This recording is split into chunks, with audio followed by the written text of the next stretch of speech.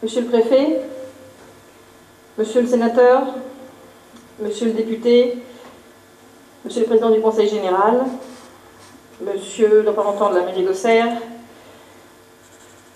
messieurs les présidents de l'UMM, mesdames, messieurs les élus, présidents, directeurs et partenaires, chers amis et chers collègues. Le ton est donné. Ce spot illustre l'un des combats et des enjeux majeurs pour l'avenir du bâtiment, pour l'avenir de nos entreprises à court terme. Il mobilisera toutes nos forces et notre colère, tout comme d'autres sujets, tels celui de la pénibilité, autre hérésie, sortie de la tête de certains technocrates incompétents et maladroits, qui s'évertuent à démonter le tissu des entreprises du bâtiment et à condamner inconsciemment les derniers acteurs du marché du monde économique, créateurs d'emplois et de richesses. Nous sommes en ordre de marche, en ordre de combat. Nous bataillons ferme quotidiennement pour défendre notre profession, et les combats sont ambitieux et parfois désarmants, mais ils ne sont pas vains. Car si la Fédération du bâtiment ne peut pas tout, elle peut beaucoup. Et chaque réussite, chaque amendement voté, chaque loi modifiée, chaque décret retardé sonne comme des victoires qu'il faut apprécier et considérer, en n'oubliant pas que sans notre action, sans notre occupation du paysage médiatique, sans nos pétitions et nos coups de gueule, alors la situation serait plus rude encore. Plus que jamais, nous avons un rôle majeur à jouer pour l'avenir de notre secteur. Plus jamais notre engagement dans le syndicalisme patronal a un sens. Plus que jamais, nous devons mutualiser nos forces et nos idées, car c'est dans la tempête qu'on éprouve les hommes et les femmes et que les valeurs fondamentales qui nous animent prennent tout leur sens. Comme s'il l'a si bien expliqué le sujet précédent, nous sommes des résistants, des extraterrestres, des néandertals du travail, des espèces en voie de disparition. Si, comme le disait Winston Churchill, le succès, c'est se promener d'échec en échec tout en restant motivé, cette sombre période que nous traversons nous donne l'occasion d'éprouver nos convictions. Notre combat, à nous, se fait sur le fond, par le lobbying régulier et perspicace. Qui sont les nantis en France? Est-ce bien nous, les patrons de PME? Nous qui, contrairement à d'autres, qui bloquent une majorité de la population française et qu'on menace leurs privilèges, n'avons pas la sécurité de l'emploi à vie, n'avons pas la retraite à 55 ans, n'avons pas de centre de soins gratuits, ni de tarifs préférentiels. Non, nos privilèges à nous, c'est 35 heures 2 fois par semaine, c'est l'hypothèque sur nos biens et les cautions sur nos têtes. C'est l'absence de protection face à la perte d'emploi. C'est la responsabilité civile sur nos salariés et décennale sur nos constructions. C'est l'ulcère à l'estomac ou la fracture du myocarde. Nantis, nous le sommes tant qu'en France, tous les 2 jours, 2 patrons de PME préfèrent quitter discrètement ce monde en cédant au désespoir. Alors pourquoi tenons-nous bon dans la tempête? Comme le roseau qui ne rompt pas, ce qui nous fait tenir, c'est la passion, le goût d'entreprendre, l'envie d'en découdre, le goût du risque, du challenge. Cette passion qui nous tient parce qu'on ne voudrait rien faire d'autre, et ça tombe bien, car du courage et de l'abnégation, il nous en faudra pour affronter l'avenir. Cette fois encore, à l'aube de mon 3e mandat, j'ai le devoir de vous dresser avec rigueur et honnêteté le paysage économique de notre profession, touché durement et durablement par la crise, sans pour autant baisser les armes, car nos combats quotidiens sont légion, et parce qu'il est nécessaire d'être lucide et vigilant face à l'évolution de notre secteur pour mieux résister, sauvegarder nos appareils de production et garantir l'emploi de nos compagnies. En cette fin de premier semestre 2014, après 6 années de conjoncture économique dégradée, force est de constater que la situation générale de notre profession est peu réjouissante et peut se résumer au travers des grandes tendances suivantes. D'une part, l'activité du bâtiment, tout secteur confondu, se situe au plus bas, avec malheureusement un risque d'aggravation potentiel. D'autre part, les difficultés existantes du secteur en termes de prix à la baisse, de perte de trésorerie, de baisse des carnets de commandes, de difficultés bancaires se renforcent et se durcissent. Enfin, aucun signe tangible et durable de reprise ne se profile à l'horizon côté secteur privé. Et de plus, du fait des mesures de rééquilibrage des finances publiques, un trou d'air violent s'annonce sur l'investissement public qui, s'il se confirme, pourrait entraîner l'ensemble de la profession dans une crise plus profonde. Les constats sont indéniables. Les promesses de croissance liées au marché potentiel de la rénovation énergétique ou même de l'accessibilité ont fait long feu.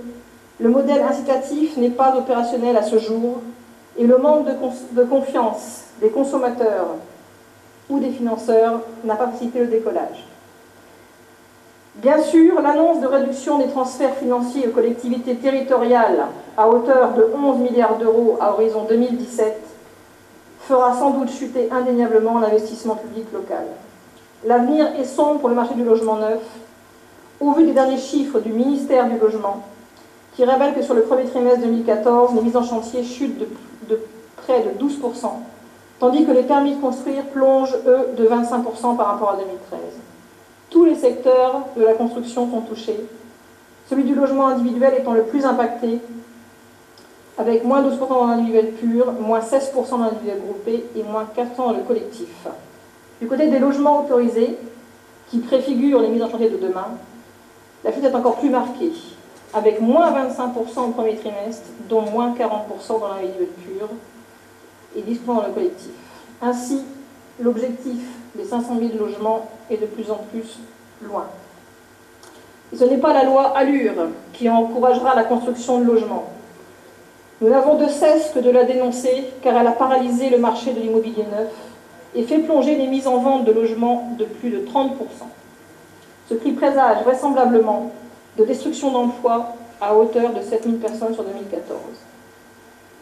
Avec à peine 316 370 unités mises en chantier, nous accusons un recul de 6,5% sur un an. Quand on connaît les ratios de la profession, on peut craindre que la diminution de 15 à 20 000 logements équivaudrait à une perte de 30 000 emplois. Précisément, pour le département de l'Yonne, les logements neufs commencés sont en plus de 25% sur 3 mois et 40% pour les permis autorisés. L'individuel pur chute de 27%, alors que le collectif chute de 38% sur 12 mois et de 83% sur 3 mois en surface commencée. La construction de locaux dans le secteur public chute, elle, de 25% sur 3 mois. Les travaux liés à l'éco-PTZ chutent également de 64% en volume, pour 520 prêts distribués en 2010 contre 221 seulement au 4e trimestre 2013. L'emploi salarié dans l'Yonne recule de 4,2% pour 5 900 salariés contre 7 500 en 2008. Et le nombre de demandeurs d'emploi continue de grimper pour s'élever à plus de 2 000 salariés contre 650 au début de la crise. Et bien sûr, comme si la baisse vertigineuse de l'activité n'était pas suffisante pour nous compliquer la tâche, nous subissons toujours les mêmes dérives financières, que ce soit en matière de prix cassés ou de délai de paiement. 6 milliards d'euros, c'est le montant lié au retard de paiement que doivent l'État et les collectivités aux PME. Comme le confirme le président de l'Observatoire des délais de paiement, Jean-Hervé Lorenzi, si l'État fait des efforts pour payer ses fournisseurs dans les temps, les collectivités font plutôt figure de mauvais payeurs, au premier rang desquels les mairies et les hôpitaux. 6 milliards sur les 15 qu'engendrent les délais de paiement dans les caisses des PME, une somme abyssale qui plombe les trésoreries des entreprises, faisant-elles les banquiers du secteur, leur ponctionnant d'importants frais bancaires et condamnant certaines à court terme. Les élections se succèdent et avec elles leurs promesses de changement, mais pour nous, peu de choses changent. Derrière les annonces, nous attendons les faits. Au-delà des lois inopérantes, des lois détricotées, du choc de complexité, nous attendons des faits. Mercredi a été dévoilé le projet de loi de programmation pour la transition énergétique. Attendu depuis septembre 2012, le temps des élus étant parfois bien loin du temps des entreprises. Pour engager le pays dans la voie de la croissance verte, de la mise en mouvement des territoires, une quinzaine d'actions concrètes portant sur la rénovation thermique des logements ont été envisagées. Nous n'avons pas été entendus sur l'entrée en vigueur de l'éco-conditionnalité au 1er juillet, mais des incitations financières devraient être aménagées pour permettre à nos clients de se lancer dans ces travaux lourds et coûteux. Nous ne pouvons que nous en féliciter, en attendant une application rapide pour des résultats à court terme. Les dernières échéances européennes ont porté à jour nos préoccupations majeures et la défiance envers nos dirigeants impuissants à prendre les décisions courageuses et nécessaires pour redresser notre économie. On ne peut nier le regard critique que portent les professionnels sur l'Union européenne. Eurofort, travail détaché ou esclavagisme moderne, normes et réglementations complexes, contraignantes et onéreuses. Il y a urgence à s'atteler à l'harmonisation fiscale et sociale entre tous les États membres. Car si l'Europe peut être un tremplin pour le marché des cadres ou des innovations, il n'en est pas de même pour nous, qui vendons d'abord de la main-d'œuvre ouvrière qualifiée, le savoir-faire de nos compagnons. À ce jour, une TPE sur 5 aurait subi la concurrence d'entreprises ayant recours à des salariés détachés d'autres États de l'UE et des dérives de la libre concurrence. Grâce au combat quotidien de la Fédération française du bâtiment, des aménagements ont été apportés à la directive des travailleurs détachés. Le maître d'ouvrage professionnel sera désormais engagé et responsable d'avoir retenu une offre anormalement basse, entraînant obligatoirement des dérives en termes de salaire, d'amplitude horaire, de conditions d'hygiène et de sécurité. Si l'on achète à prix cassé, on ne peut pas ignorer que la prestation sera bradée. C'est un progrès qu'il faut saluer, car il était temps de mettre fin à l'hypocrisie. Quel avenir nous est donc réservé sans garde-fou? Sommes-nous destinés à n'être que des contractants généraux, sans compagnons qualifiés, sans main-d'œuvre propre, occupés à manager une main-d'œuvre de production détachée? Ce n'est pas l'image du bâtiment que nous avons, que nous voulons. Cela ne correspond pas à nos valeurs. Assez de brader notre savoir-faire, nos compétences et nos métiers sont systématiquement la cible facile pour le travail illégal. Il est grand temps de responsabiliser et de sanctionner jusqu'aux clients privés ou particuliers qui se livrent à ces pratiques. Il y va du salut de nos métiers et de la reprise de l'économie du BTP. Si je vous dis dégradation de la qualité des prestations, concurrence faussée, augmentation des contentieux et de la sinistralité, mise au chômage des salariés, exécution partielle de marché, qu'est-ce donc si ce n'est le résultat du fléau des offres anormalement basses, aux conséquences dévastatrices pour les entreprises, comme pour les maîtres d'ouvrage? À ce titre, la Fédération française du bâtiment et l'Association des maires de France ont signé une charte d'engagement mutuel pour la sensibilisation des collectivités locales aux offres anormalement basses dans les marchés publics. Il serait souhaitable d'appliquer systématiquement cette méthode de détection avec les maires locaux et je compte sur Monsieur le Préfet pour faire circuler cette circulaire aux collectivités. Je n'oublie pas les promesses et l'écoute attentive dont nous avons bénéficié il y a quelques mois en période électorale. Notre profession a besoin de signes positifs et toute action rapide et efficace seront bénéfiques pour nos entreprises. Dans la série des inepties à laquelle nous devons faire face, voilà que loin des simplifications administratives promises, loin des diminutions de charges attendues, un nouveau sujet de lutte nous mobilise, celui de la pénibilité.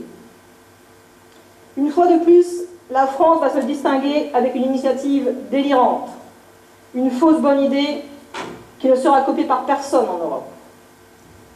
Le compte personnel de prévention et de pénibilité.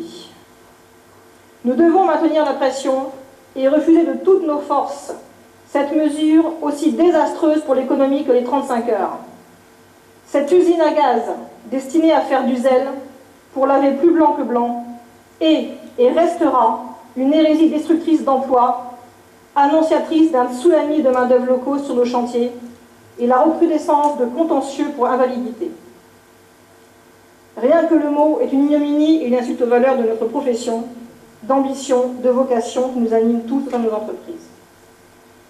Parce que nos élus de tous bords ont cédé au chantage de certains syndicats dans le cadre de la réforme des retraites, nous voilà à l'aube d'un alourdissement de charges patronales, d'une indigeste contrainte administrative supplémentaire et d'une insécurité juridique totale pour nous, employeurs. Or, les derniers aménagements de la loi ne sont qu'un coup d'épée dans l'eau. Le report de la mise en place du taux de cotisation, l'annualisation de la fiche ne sont que de maigres consolations face à la porte ouverte au recours massif à la main-d'œuvre détachée. Pourquoi ce simple constat, évident et inévitable, n'éveille pas l'inquiétude de nos élus? Pourquoi toujours attendre que se produise l'irréparable avant d'admettre les erreurs? Pourquoi la protection sociale en France est-elle un frein à la productivité? Dans le cadre des promesses gouvernementales, pour calmer les insatisfactions des électeurs, nous attendons avec impatience la concrétisation du pacte de responsabilité et de solidarité. Les éventuelles diminutions de charges sociales, l'hypothétique baisse de la fiscalité, ou encore l'inespérée simplification administrative se font attendre. Les échéances sont bien lointaines, 2016, 2017, alors que nous avons besoin de mesures immédiates pour nous permettre de respirer, de reprendre notre souffle pour avancer. Il est à craindre que certains d'entre nous ne tiendront pas jusque-là. L'urgence économique nécessite de la part de nos gouvernants une accélération dans la concrétisation de ce pacte pour donner un peu d'espoir. Car c'est bien de l'urgence qu'il s'agit. Nombre d'entreprises ont disparu. Nombre de collègues et de compagnons se retrouvent à grossir les rangs des demandeurs d'emploi. Et nombre d'entre nous ignorent le sort que leur réservent les prochains mois. Combien de temps tiendrons-nous à naviguer à vue, sans visibilité, sans projet ni investissement? Combien de temps financerons-nous cette crise par nos découverts de trésorerie avant que la machine ne se grippe? Le fait que nous n'avons pas la réponse, car cette crise, qui déroute même nos aînés, est profonde et complexe, et qu'elle nous force à la remise en question, à l'adaptation, sans visibilité. Nous résistons et nous survivons dans l'attente d'une embellie, avec lucidité et réalisme. Pour conclure, je voudrais réaffirmer, si cela est nécessaire, ma volonté de représenter et de défendre notre profession, nos métiers, nos entreprises. Ainsi, je vous remercie de m'avoir redonné votre confiance pour un 3e mandat. Oui, je suis une passionnée. Certains me trouveront excessif dans mes propos, le verbe haut et la critique facile. Mais c'est plutôt la passion, chevillée au corps, qui m'anime et me donne l'énergie pour dénoncer et interpeller. Car il ne s'agit pas de critiques gratuites. Il s'agit d'un cri du cœur, de rage et d'agacement. En tant que chef d'entreprise, moi aussi, qui subis de plein fouet cette crise majeure et qui vois peu à peu plus chaque jour ma société fragilisée, inquiétée et menacée. En tant que patron de PME, au nom de mes collègues et amis, un cri de colère et de courage devant une situation économique durablement difficile qui met à mal chaque jour nos convictions et nos valeurs. Nous voulons crier notre volonté d'en découdre, rappeler notre rôle essentiel dans le développement économique de notre pays, la France, notre lucidité face aux erreurs stratégiques de nos élus, notre capacité à proposer un autre modèle pour améliorer la situation et protéger notre appareil de production. Nous ne sommes ni les tondus, ni les sacrifiés, mais nous ne sommes pas pour autant des moutons. Et si nous n'avons pas choisi de bloquer les rues ou d'empêcher la population d'aller travailler, ce n'est pas par faiblesse, mais par conviction intime et profonde que notre parole portera ses fruits, que notre lobbying sera efficace et que par notre pugnacité et notre volontarisme, nous gagnerons enfin votre considération. Je terminerai par ces mots de Winston Churchill. Un pessimiste voit la difficulté dans chaque opportunité, un optimiste voit l'opportunité dans chaque difficulté. Je vous remercie.